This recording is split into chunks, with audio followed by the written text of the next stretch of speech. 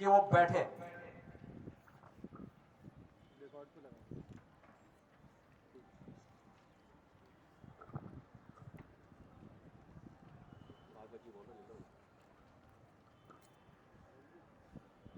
आदरणीय सिंघल जी, आदरणीय गुप्ता जी, उपस्थित सभी आत्मीय भैया बहन, आचार्य आचार्यगण, नागरिक सज्जन, माता भगिनी, प्रतिवर्षानुसार इस वर्ष भी हम बहुत आनंद से, उत्साह से, अपने सुंदर प्रदर्शनों से इस गणतंत्र दिवस को अपने स्थान पर संपन्न कर रहे हैं। ऐसे समय एक आनंद उत्साह स्वाभाविक होता है। हम स्वतंत्र हो गए, इतना ही नहीं, स्वतंत्रता के बाद हमने अपने पथ को निश्चित किया, हम गणराज्य बने, उसका एक संविधान बना, वो नवंबर में संसद में सारी जनता के लिए समर्पित किया गया और 26 जनवरी गणराज्य दिवस से हम एक सार्वभौम गणसत्ता के रूप में दुनिया के नक्शे पर अपना जीवन चलाने लगे। ये पूरा 15 अगस्त 1947 के बाद 26 जनवरी 1950 तक का जो कालखंड है, उसको अगर हम स्मरण करते हैं तो स्पष्ट हो जाता है हमें क्या करना है। इन दोनों दिनों पर हमारी सार्वभौम प्रभुसत्ता का प्रतीक तिरंगा हम उत्साह, आनंद और अभिमान से फहराते हैं। उस तिरंगे में ही हमारा गंतव्य निहित है। हमको भारत को भारत के नाते दुनिया में बड़ा करना है और उस भारत के प्रकृति का परिचायक केसरिया रंग अपने राष्ट्र ध्वज के मूर्धन्य स्थान पर विराजमान है। वो हमारे सनातन जीवन का प्रतीक इसलिए है कि हमारे यहाँ जो त्याग की परंपरा है, ज्ञान के प्रकाश में रत होने के कारण हम भारत कहलाते हैं, उस ज्ञान की परंपरा है और सतत कर्मशीलता का परिचायक उगते हुए सूर्य के साथ जो रंग आता है, जो मनुष्य को जगकर अपने काम में सक्रिय होने की प्रेरणा देता है, ये ज्ञान, त्याग और कर्मशीलता का प्रतीक भगवा रंग है, केसरिया रंग है। हमारा संकल्प है कि शतकों की मोह निद्रा का तमस त्याग कर, पारतंत्र की श्रृंखलाएं तोड़कर एक गणराज्य के नाते हम अपने देश को ज्ञानवान लोगों का देश बनाएंगे, त्यागी लोगों का देश बनाएंगे और दुनिया के हित में सतत कर्मशील रहने वाले लोगों का देश बनाएंगे। ये लोग कोई दूसरे नहीं है, हम भारत के लोग हैं, हमको ऐसा बनना है। इसके साथ साथ ये सक्रियता, त्याग और ज्ञान व्यक्ति में रह सकता है, लेकिन उसकी कोई दिशा चाहिए। दिशा नहीं है तो ज्ञान घातक होता है, विद्या विवाद का कारण बनती है, शक्ति दुर्बलों को कष्ट देने का कारण बनती है और इसलिए उसकी दिशा निश्चित है। उसके लिए सर्वत्र पवित्रता का प्रतीक सफेद रंग, वो हमारे ध्वज में है, दूसरा रंग है। हमको अंतर्बाह्य शुचिता से युक्त बनना है और जो अंतर्बाह्य पवित्र है वो कभी दूसरों का भला बुरा नहीं चाहता है, भला ही करना चाहता है। उसके अंतःकरण में दूसरों के प्रति परायापन नहीं रहता। कथम निज परो वेति गणनाम लघुचे तथा। अपवित्रता से लघु बुद्धि हो जाते हैं, मेरा तेरा ऐसा करते हैं।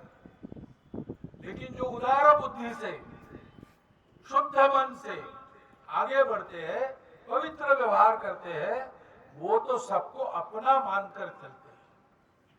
इस पवित्रता का और अपनेपन का प्रतीक ये शुभ्र रंग, हमको ऐसा बनना है। और इससे क्या होगा? तो सर्वत्र समृद्धि आएगी। रोटी पकड़ा कपड़ा मकान स्वास्थ्य शिक्षा अतिथि सत्कार, किसी बात की किसी को कमी नहीं रहेगी। पर्यावरण का वैभव जिसका क्षरण हो रहा है वो वापस आ जाएगा। नदियां भरपूर बहती रहेगी। वृक्ष फल औषधियां अपने अपने उत्पाद से जीवन सृष्टि का समृद्ध करते रहेंगे।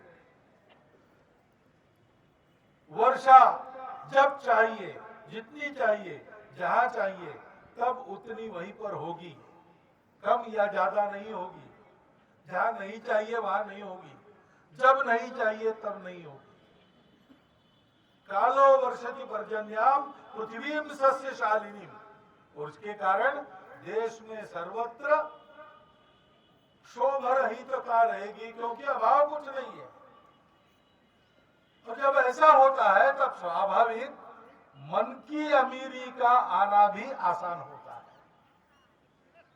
मन किसी का द्वेष नहीं करता, मत्सर नहीं करता, किसी से शत्रुता नहीं पालता, सबको सर्वे भद्राणि पश्यन्तु, ऐसी स्थिति उत्पन्न हो जाए।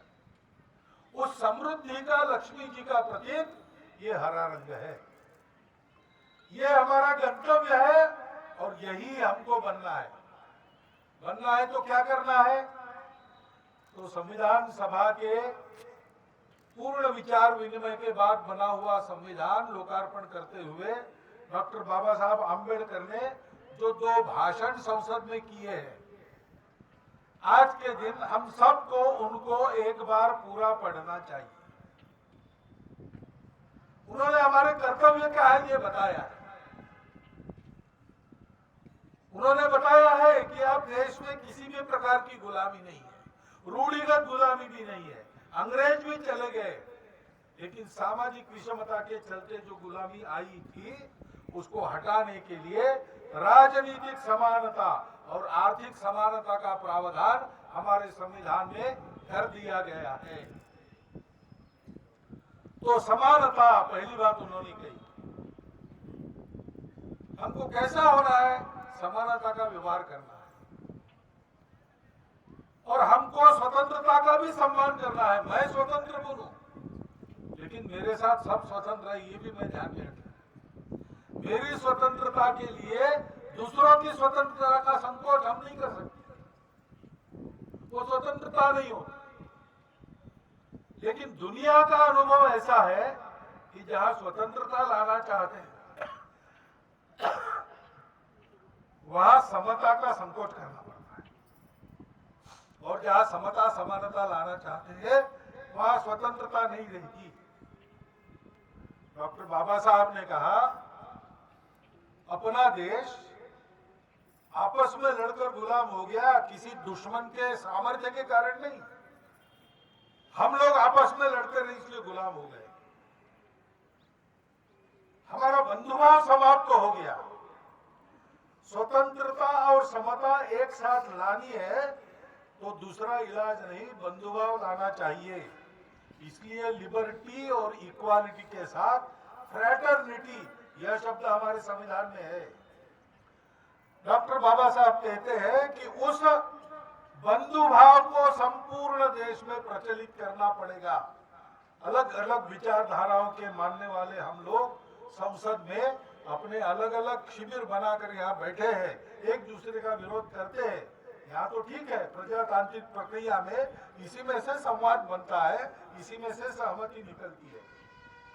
परंतु ध्यान रखना चाहिए कि संपूर्ण समाज जो हमारा विविधता युक्त समाज है, विविधता के बावजूद वो बंधुता से युक्त होता है। तो स्वतंत्रता के साथ समानता की गारंटी बनती है और अपने इस बहुत कष्टों और बलिदानों के बाद प्राप्त हुए स्वातंत्र्य की रक्षा और अमरता की भी गारंटी बनती है। वो गारंटी देने का काम कोई और नहीं करेगा, हमको अपने से प्रारंभ करना पड़ेगा।